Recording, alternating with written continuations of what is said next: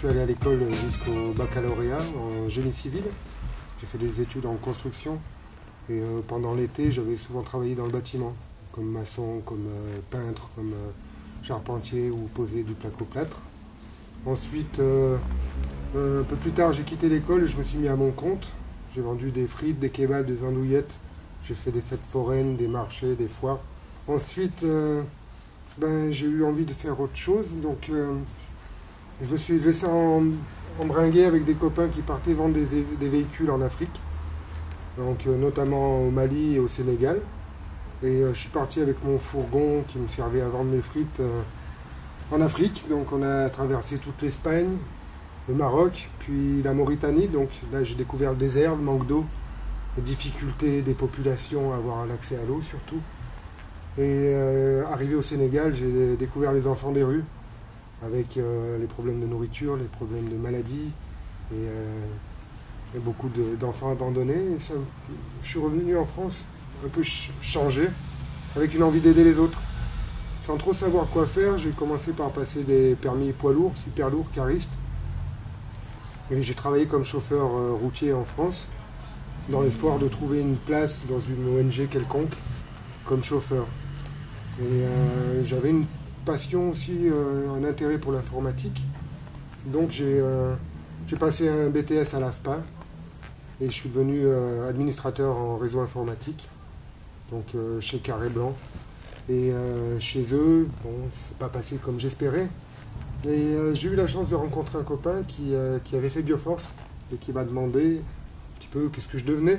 Et là, je lui ai annoncé que j'avais démissionné chez Carré Blanc et que j'étais un petit peu entre deux, au chômage, quoi, beaucoup, mais surtout que je cherchais autre chose à faire. Et lui m'a dit, mais avec ton parcours, pourquoi tu ne ferais pas logisticien?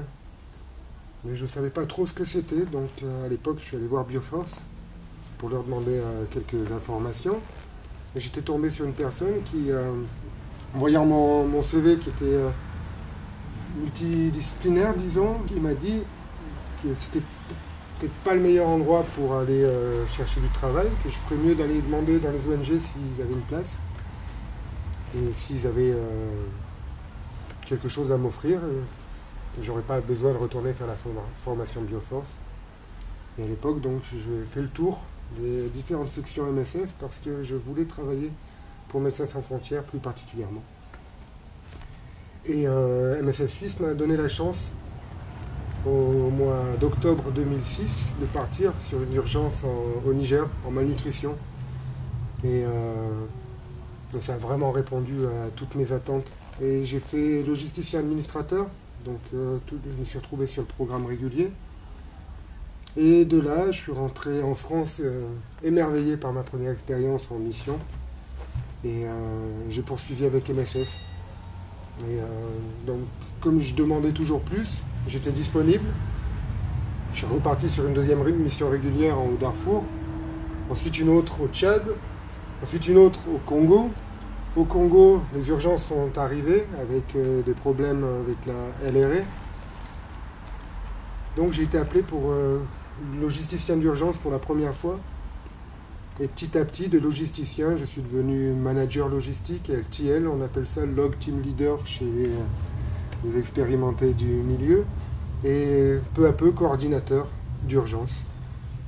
Et suite à une première expérience de coordination d'urgence, on m'a proposé de faire la formation de Bioforce HLMT, que j'ai faite en 2013.